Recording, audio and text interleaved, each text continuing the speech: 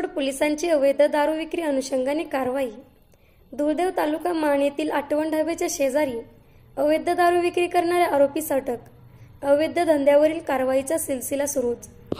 त्याचबरोबर माननीय न्यायालय बेलापूर नवी मुंबई यांनी शिक्षा दिलेला आणि तेव्हापासून फरार झालेला आरोपी नामे बाळासो नामदेव काटे राहणार भालवडी पोस्ट मार्डी तालुका मान जिल्हा सातारा या सीतापीने पकडून अटक केली।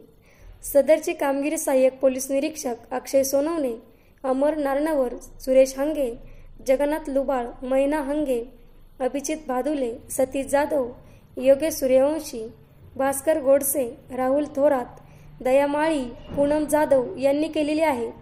झुंजार न्यूज महाराष्ट्र, उपसंपादक आबासो शिंदे, म्हसवड।